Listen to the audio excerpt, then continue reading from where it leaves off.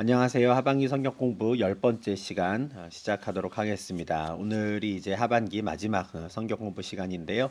오늘 20장 말씀 보고요. 21장부터는 이제 내년 상반기에 살펴보도록 하겠습니다. 20장 전반부에는 예수님께서 천국에 대해 들려주시는 새로운 비유의 말씀이 나옵니다. 이렇게 시작을 하지요. 천국은 마치 품꾼을 얻어 포도원에 들여보내려고 이른 아침에 나간 집 주인과 같으니 그가 하루 한 데나리온씩 품꾼들과 약속하고 포도원에 들여보내고입니다. 천국은 마치 무엇과 같다 하는 건데 이렇게 비유를 설명하신 대부분의 내용은 이제 마태복음 13장에 있었습니다. 거기서 천국의 여러 비유들을 모아두었는데 그곳에만 천국에 대한 비유가 나오는 것은 아닙니다. 여러 상황 속에서 예수님께서 좀 더 효율적으로 또 효과적으로 천국에 대해서 가르칠 수 있겠다 하실 때 비유를 한 번씩 사용하시는데 20장에서도 마찬가지인 것이죠.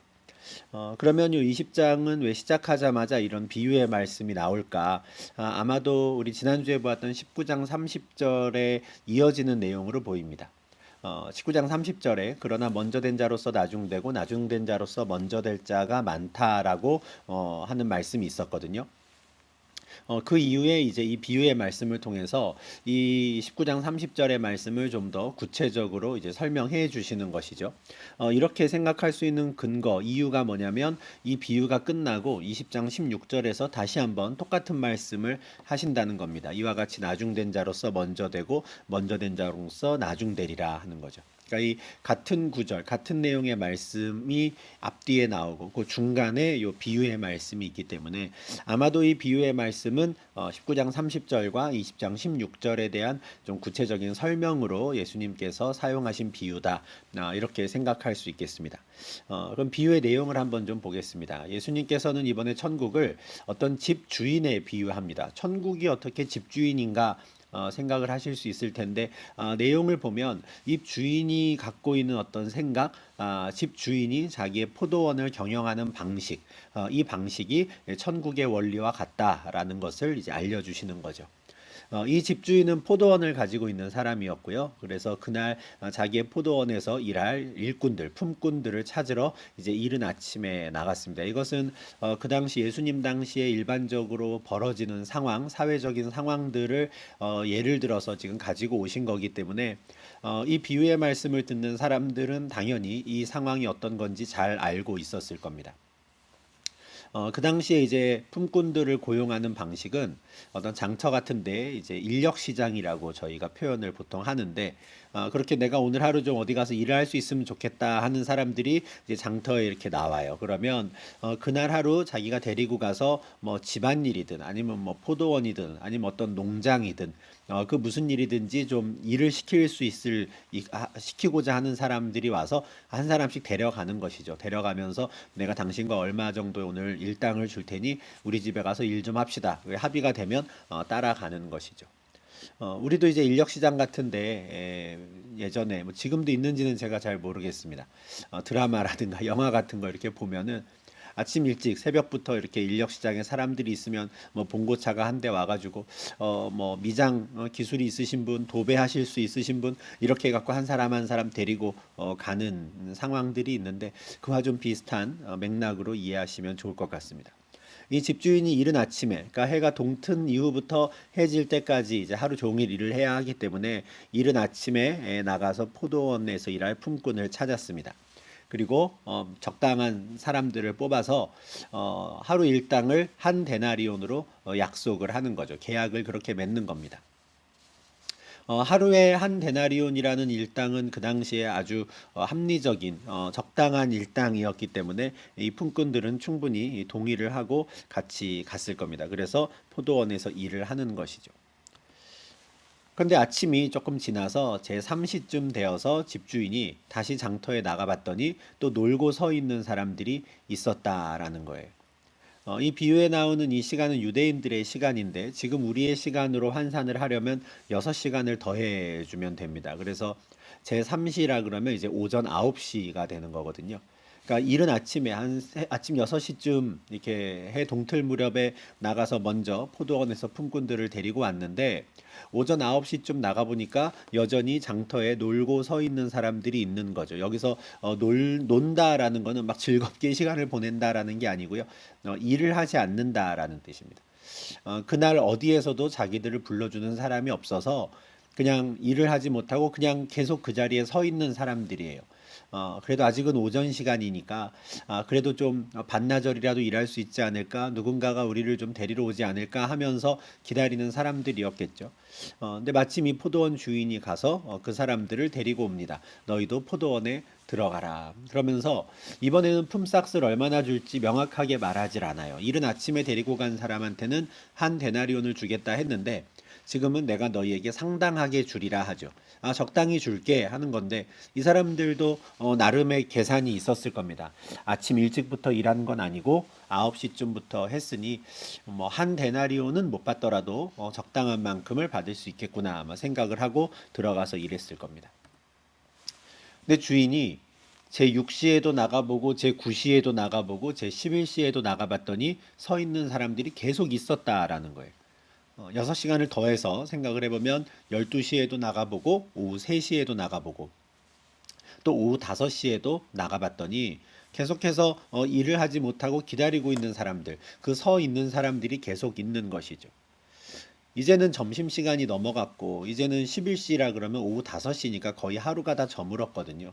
근데 여전히 그곳에서 혹시라도 누가 나를 써줄 사람이 있을까 하고 기다리는 사람이 있는 거예요. 주인이 묻는 거죠. 어찌하여 종일토록 놀고 여기 서 있느냐? 어떻게 하루 종일 일을 하지 않고 여기에 계속 있느냐 해요. 사실 그 사람들 입장에서도 답답했겠죠. 우리를 품꾼으로 쓰는 사람이 없습니다. 어느 누구도 우리를 데려가 주지 않았습니다. 하는 거예요. 그러자 주인이 어떻게 합니까? 너희도 포도원에 들어가라 해요. 12시에, 오후 3시에, 심지어 오후 5시에 나가서 만난 사람도 그러면 너희 내 포도원에 들어가서 일해라 하고 들여보내는 것이죠. 오후 5시에 들어간 사람은 아마 1시간 남짓 아마 일할 수 있었을 텐데 그래도 들어가라 했을 겁니다. 그리고 그 시간에라도 일을 할 수 있도록 기회를 받은 사람들은 기꺼이 들어가서 하겠죠. 그러면 1시간 시급이라도 3시간 일한 만큼이라도 6시간 일한 만큼이라도 내가 좀 수입을 만들면 오늘 내가 좀 저녁을 먹을 수 있을 거고 또 집에 가서 가족들과 함께 뭐라도 좀 먹을 수 있겠다 기대를 했겠죠. 그래서 기꺼이 들어가서 단 얼마라도 일을 하고자 했을 겁니다. 그리고 8절에 보면 날이 저물어서 포도원 주인이 청지기에게 품꾼들을 불러서 삭슬 주라 말한다는 거예요. 나중 늦게 온 사람부터 시작해서 먼저 온 사람까지 이 하루 일당을 주라는 거예요. 청지기라고 하면은 주인의 재산을 관리하고 있는 상당히 좀 높은 지위를 갖고 있는 종이라고 할 수 있는데 그 사람이 이제 재정을 담당하는 사람이거든요. 그 사람에게 이제 하루 일과 끝났으니까 품삯을 주라라고 명령을 하는 것이죠. 날이 저물자마자 이런 명령을 내렸다라는 건 포도원 주인이 의로운 사람이다라는 걸 보여줍니다. 순서도 나중 온 자부터 먼저 온 자까지 차근차근 체계적으로 주라고 하는 것이죠. 이 날이 저물었을 때 이렇게 바로 즉각 품삯을 주는 것을 의롭다라고 말씀드린 이유는 레위기와 신명기에 이에 관한 말씀이 있는데 이 말씀대로 행하는 것이기 때문에 그렇습니다. 레위기 19장 13절에 너는 내 이웃을 억압하지 말며 착취하지 말며 품꾼의 삭슬 아침까지 밤새도록 내게 두지 말라 해요. 품꾼이라고 하면 이제 마찬가지죠. 하루 일해서 하루 먹고 사는 사람들이에요. 고정적인 한 달 수입, 뭐 일주일 수입이 있는 게 아닌 겁니다. 그날 하루 일하면 하루 일당을 받아와서 뭘 먹을 수 있어야 되는 거죠. 그러니 그 품꾼의 삭슬 아침까지 갖고 있으면 안 됩니다. 해가 지면 바로 줘야 저녁을 먹을 수 있는 것이죠. 신명기 24장 15절에 좀 더 구체적으로 말씀합니다. 품삯을 당일에 주라 해요. 해 진 이후까지 미루지 말아라 하는 거예요. 왜 그렇습니까? 그는 가난한 사람이기 때문에 그 하루치의 품삯을 정말 간절히 바라고 있다라는 거예요. 만약에 너가 그 품삯을 당일에 주지 않고 그 다음날 준다든지 뭐 이틀 뒤에 준다든지 그래서 그가 그날 저녁에 굶어야 했다면 그날 저녁에 그 온 가족이 먹을 것이 없었다면 그는 분명히 여호와께 너를 고발할 것이다 하는 거예요. 그가 너를 여호와께 호소하지 않게 하라 하는 것이죠. 그 불의한 주인에 대해서 여호와께 고발한다면 그 말을 듣는 하나님은 너를 죄인으로 여길 것이다. 이런 말씀이 있어요. 근데 지금 포도원 주인은 어떻습니까? 날이 저무니까 바로 청지기를 불러서 이제 품삯을 주라 하는 것이죠. 그러니 의로운 자였던 겁니다. 청지기가 이제 품삯을 지불하는 상황이 이렇습니다. 9절 10절인데요. 제11시에 온 자들이 와서 한 데나리온씩 받거늘 먼저 온 자들이 와서 더 받을 줄 알았더니 그들도 한 데나리온씩 받은지라. 제11시 오후 5시에 들어온 사람들, 이 사람들이 이제 한 데나리온을 받았습니다. 깜짝 놀랐겠죠. 예. 앞서 말씀드린 대로 한 데나리온은 원래 하루치 일당으로 적당한 금액입니다. 하루치 비용으로 합당한 금액인데 1시간 정도 일한 사람들한테 한 데나리온을 주는 거예요. 그러면 쭉 줄 서 있는 사람들 중에 제일 먼저 온 사람들 어떻게 생각하겠습니까? 아, 내가 더 받겠구나. 내가 한 데나리온 받는다고 약속하고 들어왔는데 더 받을 수 있겠구나 기대를 한 거예요. 자연스러운 기대입니다. 1시간 일한 사람이 한 데나리온 받았고 나는 하루 종일 일했으니까요. 그런데 실제 상황은 어떻습니까? 먼저 온 자들도 똑같이 한 데나리온을 받습니다. 제일 늦게 온 사람이나 제일 먼저 온 사람이나 똑같이 한 데나리온을 받았어요. 우리 같으면 우리가 먼저 온 자라면 어떻겠습니까? 당연히 따지겠죠. 가만히 있으면은 이거는 어리석은 자, 바보다 이렇게 말을 할 겁니다. 당장 가서 따져야죠. 부당하다 할 거예요. 실제로 이 비유 속에 나오는 이 사람들이 일꾼들도 그랬습니다. 받은 후 집주인을 원망해요. 그리고 원망의 이유를 말하는데 되게 타당합니다. 합리적이에요. 나중은 이 사람들은 1시간밖에 일하지 아니하였거늘 그들을 종일 수고하며 더위를 견딘 우리와 같게 하였나이다. 집주인을 원망합니다. 이유는 뭡니까? 왜 나중은 저 사람들을 우리랑 똑같이 취급합니까? 저 사람들은 1시간밖에 안 했고 우리는 하루 종일 수고하며 더위를 견뎠으면 우리를 더 많이 주어야 하는 거 아닙니까? 우리를 더 잘 대해 주어야 하는 거 아닙니까? 이렇게 말을 하는 거예요. 굉장히 합리적이고 타당한 원망 이유입니다. 근데 이렇게 따지는 사람들에게 주인이 이렇게 말한다는 것이죠. 주인이 그 중에 한 사람에게 대답하여 이르되 친구여 내가 내게 잘못한 것이 없노라. 내가 나와 한 데나리온의 약속을 하지 아니하였느냐. 주인이 그 일꾼 중에 한 사람에게 아마 제일 목소리 큰 사람이었을 텐데 친구여 부릅니다. 친구가 아니죠, 사실. 주인과 품꾼의 관계예요. 근데 다정하게 부르는 태도입니다. 그죠? 친구야. 근데 내가 너에게 잘못한 것이 없다. 친구여라고 불렀다는 건 지금 내가 왜 화를 내고 있는지는 내가 알겠다 하시는 뉘앙스로 보여요. 왜냐하면 이게 애정이 담긴 표현이거든요. 짜증이 나시거나 뭐 이러신 게 아니라 그래 너가 지금 무슨 말 하는지는 알겠다 하시는 거예요. 그런데 내가 너에게 잘못한 것이 없다 하시는 거죠. 왜 그렇습니까? 제일 먼저 온 사람은 이미 처음 들어올 때 주인이랑 한 데나리온의 약속을 하고 들어온 거였거든요. 오늘 우리 포도원에서 당신이 일을 하면 내가 한 데나리온 주겠소 약속을 했고 오케이 좋습니다 해서 와서 일을 했고 일을 다 마치고 내가 너에게 한 데나리온을 약속한 대로 주었는데 왜 내가 잘못했다고 하느냐. 그러고 보니 늦게 온 사람들에게는 한 데나리온의 약속을 하지 않았어요. 그냥 내가 상당히 주겠다. 내가 적당히 주겠다라고만 했거든요. 오히려 정확한 약속을 받고 온 사람은 제일 먼저 온 사람들이었어요. 그리고 그 약속을 주인이 지킨 것이죠. 그러니 내 것이나 가지고 가라. 이렇게 말씀하세요. 사실 내 것이나 가지고 가라. 이렇게 하면은 좀 되게 좀 어찌 보면 기분 나쁘게 들릴 수도 있는 표현인데 여기서 말하는 내 것, 내 몫이라고 하는 건 너의 기업 이런 뜻이기도 합니다. 내가 받은 그 몫을 만족하며 가라라는 거예요. 이거는 어떤 뉘앙스로 이해하시는 게 좋으냐면 출애굽한 이스라엘 백성들이 가나안 땅에 들어가서 제비 뽑기를 해서 땅을 분배받습니다. 이때 요셉 지파가 와서 우리 땅을 더 달라 그래요. 사실 제일 많은 땅을 받은 자들인데 땅을 더 달라 합니다. 그런데 여호수아가 거절해요. 그럴 수 없다는 것이죠. 사실 그 뉘앙스입니다. 내 것이나 가지고 가라예요.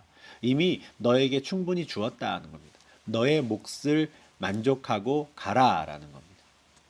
그리고 나중 온 사람들에게 어떻게 대할 것인가? 이거는 내가 결정한다라는 거죠. 내가 다른 사람들, 나중에 온 사람들을 어떻게 대할 것인가, 그것은 너와는 상관없는 일이다 하는 거예요. 너는 너의 것을 가지고 가고, 나중 온 사람들에게 얼마를 줄 것인가, 이거는 내가 결정하는데, 너와 똑같이 주겠다고 내가 결정했다. 이게 내 뜻이다 하는 거예요. 이렇게 결정할 수 있는 이유가 뭡니까? 나누어 주시는 그 모든 게 다 주인의 것이기 때문에 그렇습니다. 내 것을 가지고 내 뜻대로 할 것이 아니냐 하는 거예요. 나는 분명히 너에게 한 데나리온의 약속을 했고 그 약속을 지켰고 다른 사람에게는 또 내 것을 가지고 내가 원하는 대로 하는데 나는 선하지 않느냐. 내가 이렇게 선한데 너는 왜 나를 악하다고 보느냐 하는 거죠. 이 주인은 신실한 사람이었습니다. 그죠? 악한 사람이 아니었어요. 그런데 지금 이 사람들이 원망을 하는 겁니다. 이 비유를 들려주시고 예수님이 이렇게 결론을 내리시는 거예요. 이와 같이 나중된 자로서 먼저 되고 먼저 된 자로서 나중되리라. 말씀드린 대로 19장 30절 말씀과 20장 16절에서 같이 연결되는 것이죠. 그러면 우린 다시 한번 생각을 좀 해보면 좋겠습니다. 왜 먼저 된 자가 나중될까? 먼저 된 사람, 포도원에 먼저 들어온 사람들 어떻게 하다가 나중될 뻔했습니까? 원망하다가. 그럼 그 사람들은 왜 원망을 했을까요? 자신들과 다른 사람들을, 자신들과 늦게 온 사람들을 비교했거든요. 저 사람들보다 내가 더 일을 많이 했는데 왜 똑같이 대하실까? 부당하다. 하나님을 원망, 주인을 원망하는 거예요. 그런데 그러다간 나중된다는 것이죠. 이 비유에 대해서 20장 전반부에 있는 이 비유에 대해서 이렇게 설명하신 분이 있어서 인상적이라서 말씀을 드리면 지금 이 비유는 포도원의 주인이 어떻게 포도원을 경영하고 일꾼들을 어떻게 대하는가라는 그 원리가 천국의 원리다라는 것을 가르쳐 주는 것인데 그렇다면 천국의 원리는 각자 자신의 권리를 주장하는 것이 아니라 하나님의 은혜를 생각하는 것이다. 이렇게 설명한 분이 있었어요. 굉장히 좋은 설명이라고 생각합니다. 천국은 내가 얼만큼 했다라고 하는, 그러니 나는 이런 대우를 받아야 한다라고 하는 나의 권리를 주장하는 곳이 아닙니다. 천국은 하나님의 은혜를 생각하고 하나님의 은혜를 이야기하고 그 은혜에 감사하는 곳이 바로 천국인 거예요. 제일 먼저 온 사람들, 포도원에 어떻게 들어갔습니까? 포도원 주인이 불러서. 늦게 온 사람들 어떻게 포도원에 들어갔습니까? 집주인이 들여보내 주어서. 다 같죠. 먼저 온 자나 나중 온 자나 그 포도원에 들어와서 일할 수 있게 된 이유가 다 똑같습니다. 이 말씀이 20장 비유에 반복되죠. 20장 2절에 그가 품꾼들을 들여보냈다. 20장 4절에 이렇게 말합니다. 너희도 포도원에 들어가라. 7절도 너희도 포도원에 들어가라. 그들이 포도원에 들어와서 일할 수 있었던 건 전적인 주인의 뜻이었습니다. 그리고 그들에게 얼마의 품삯을 줄 것인가 그걸 결정하는 것 또한 전적인 주인의 뜻이었죠. 그게 14절 15절 말씀이었죠. 나는 너에게 합당한 몫을 주었다. 그러니 너는 그 몫에 만족하고 가라 했어요. 다른 사람에게는 어떻게 할 것인가? 그 다른 사람에게 어떻게 얼마의 몫을 줄 것인가? 이거는 내가 정할 것이다. 내 것을 가지고 내 뜻대로 한다는 거예요. 그러니 다른 사람은 신경 쓰지 말고 너는 너의 몫에 만족하고 가라 하는 것이죠. 그리고 자신의 권리를 주장하기보다는 나를 포도원으로 부르셔서 일하게 하신, 나를 천국으로 부르셔서 그곳에 머물게 하신 그 주인, 그 하나님의 은혜를 기억해라. 이 비유인 것입니다. 천국의 원리가 그러하다라는 거예요. 성경에 보면은 참 훌륭한 신앙을 가진 하나님의 백성들인데 자칫하다가는 먼저 된 자가 나중 된다라는 그 말씀을 적용받을 뻔한 그런 일이 일어날 뻔한 사람들이 종종 있습니다. 네. 이건 비유의 말씀이었는데요. 누가복음 15장 31절 32절이죠. 돌아온 탕자의 비유 또는 두 아들의 비유라고 부르는 그 비유의 내용입니다. 잘 아시는 대로 둘째 아들이 아버지로부터 재산을 다 자기 몫을 상속받아 가지고 다른 나라 가서 방탕하게 살다가 다 탕진해 버렸죠. 그리고 아버지 집으로 돌아왔단 말이에요. 그때 아버지가 그를 엄청 반기면서 소를 잡아서 잔치를 하고 즐거운 시간을 갖는 걸 보고 그 집에서 계속 있었던 첫째 아들이 가출을 해버립니다. 집을 나가버리죠. 아버지는 나를 위해선 소 한 마리 잡아주지 않았는데, 저 다 아버지 재산을 탕진하고 온 저놈을 위해서는 지금 또 소를 잡아주셨다. 부당하다. 원망하는 것이죠. 먼저 온 자들이 포도원 주인을 원망했듯이 이 큰아들이 아버지를 원망했습니다. 그때 집을 나간 아들을 큰아들에게 찾아가서 아버지가 이렇게 말하는 거죠. 너는 항상 나와 함께 있었는데 내 것이 다 너의 것이었는데 너는 그걸 몰랐구나. 내 동생은 죽었다가 살아났고 잃었다가 얻었는데 우리가 즐거워하고 기뻐하는 것이 마땅하다. 내 이 형이 비유 속에 이 형이 왜 즐거워하고 기뻐하지 못했습니까? 자기와 동생을 비교했거든요. 자기가 항상 아버지 집에 함께 있었다라는 건 생각을 못 하는 거예요. 이미 아버지의 것이 다 내 것이었다라는 거는 생각 못 하고 동생과 나를 비교하며 어떻게 아버지는 동생을 저렇게 대할 수 있을까? 나는 왜 그렇게 안 해주시는가? 이러다가 원망하는 것이죠. 자칫하다가 먼저 된 자가 나중될 수 있는 것입니다. 마르다와 마리아도 마찬가지였죠. 예수님께서 마르다와 마리아 나사로의 집을 방문하셨습니다. 그때 아주 분주했어요. 바빴어요. 마르다가 식사 대접을 잘해보려고 아마 바빴습니다. 근데 문제는 동생 마리아는 같이 식사 준비하지 않고 예수님 발밑에 앉아서 예수님이랑 대화를 나누고 있는 거예요.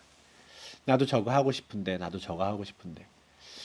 어쩌면 마르다가 그냥 마리아를 조용히 불러서 야, 우리 같이 하자 했으면 끝날 일이었을지도 모르겠습니다. 그런데 마르다가 예수님께 원망을 합니다. 예수님 그렇게 이야기하고 있지 마시고 그 앞에 있는 마리아 일로 좀 보내서 저랑 같이 일하라 하십시오 하는 거예요. 뭔가 심사가 뒤틀렸던 거죠. 네.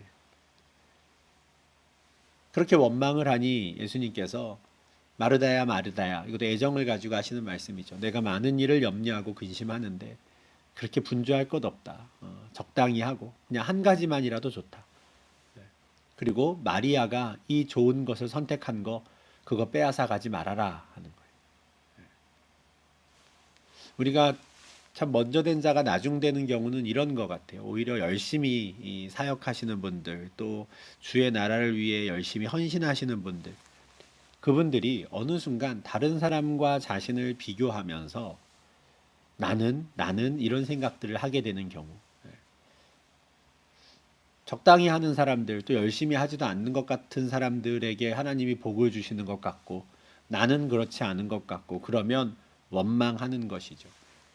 근데 자칫하다가는 그러다가는 먼저 된 자가 나중 되는 것입니다. 이게 천국의 원리라는 거예요. 각자 받는 몫이 다르다는 것이고 그렇게 받는 몫이 다른 이유는 그냥 하나님의 뜻이다. 이게 천국의 원리라는 거예요. 요한복음 21장 21절 22절에 보면 베드로가 또 이런 좀 비슷한 모습을 보였었어요. 예수님께서 물고기로 잡는 사람으로 돌아갔던 제자들을 다시 부르시고 회복하시고 내 양을 먹이라 내 양을 치라 하시고 그리고 베드로에게는 내가 이제 나이 들어서는 두 팔을 벌리고 내가 원치 않는 곳으로 가게 될 거다 하시니까 베드로가 옆에 있는 요한을 보면서 예수님 얘는요 이랬단 말이죠. 자기는 그렇게 된다고 주님 이 사람은 어떻게 되겠습니까? 예수님이 뭐라 그러십니까? 내가 올 때까지 그를 머물게 하고자 할지라도 내게 무슨 상관이냐? 너는 나를 따르라. 요한을 어떻게 할지는 내가 결정할 테니 그거 관심 끄고 너는 나를 따르라. 너는 너의 부르심에 충실해라 하는 거예요. 그렇지 않으면 먼저 된 자가 나중 될 수 있기 때문에 그렇습니다. 먼저 온 자들이 와서 더 받을 줄 알았다라는 거. 이게 합리적인 거예요. 그죠? 타당하고요. 상식적이죠. 먼저 온 사람들을 한 데나리온씩 줄 거면 제일 늦게 온 사람은 뭐 10분의 1만 주든지 절반만 주든지 하는 게 합리적입니다. 제일 늦게 온 사람 한 데나리온 주려면 제일 먼저 온 사람 두 데나리온, 다섯 데나리온 주는 게 또 합리적이에요. 그런데 천국의 원리는 그렇게 합리적으로만 운영하지 않으신다라는 거예요. 사람의 생각에 합리적인 것, 그건 천국의 원리가 아닐 때가 있다라는 겁니다. 천국의 원리가 항상 그런 건 아닙니다. 우리가 천국에 대해서 다양한 비유들이 있으니 그걸 종합적으로 이해할 수 있어야 돼요. 근데 간혹 어떤 때에는 하나님께서 당신의 것을 가지고 당신의 뜻대로 언제든 하실 수 있다는 거예요. 특히 우리의 구원의 문제에 있어서는 그런 것이죠. 나중에 온 자나 먼저 온 자나 다 한 데나리온씩 받는 겁니다. 똑같이 구원하시는 거죠. 누구를 더 빨리, 더 늦게 사랑에 대한 차별이 있는 것이 아니라 차별이 없는 사랑으로 똑같이 구원하시는 겁니다. 시기도 다르고요. 민족도 다르지만 그들에게 베풀어 주시는 은혜가 똑같은 것이죠. 로마서 11장 19절부터 21절에 바울이 로마의 그리스도인들에게 이렇게 권면을 하죠. 너희는 높은 마음을 품지 말고 도리어 두려워하라. 먼저 된 자가 나중되고 나중된 자가 먼저 될 수 있다는 거예요. 로마의 유대 그리스도인들, 이방 그리스도인들이 있었는데 서로 사이가 좋지 않았단 말이죠. 유대 그리스도인들은 우리가 먼저 된 자다라고 자랑했고, 이방 그리스도인들은 그래 우리가 나중되었으나 그러나 먼저 된 자다 또 자랑하고 있었단 말이에요. 근데 바울이 그들 모두에게 뭐라고 권면을 합니까? 교만을 버리라 하는 거예요. 높은 마음을 품지 말고 두려워하라 하는 겁니다. 먼저 온 자나 늦게 온 자나 하나님은 똑같이 한 데나리온씩 나누어 주시는 것이니, 똑같이 구원하시는 것이니, 내가 쟤보다 나아, 쟤를 저렇게 대우한다면 나는 이렇게 대우해 주셔야 돼, 그렇게 생각하지 말라는 거예요. 오히려 겸손한 마음으로 두려워하며 그렇게 하나님의 뜻을 구하라라는 겁니다. 이게 천국의 원리라는 것이죠. 이렇게 예수님께서 20장 전반부에서 이 포도원 주인의 비유를 통해서 천국의 원리를 가르쳐 주셨고, 그 원리는 먼저 된 자가 나중되고 나중된 자가 먼저 될 수 있다라는 그 원리였습니다. 이 원리를 들려주시고 또 이어지는 말씀에서는 세 번째로 예수님의 죽음과 부활에 대해서 또 제자들이 가르쳐 주시는데요. 이 20장 후반부 내용은 이제 우리 두 번째 영상에서 이어가도록 하겠습니다.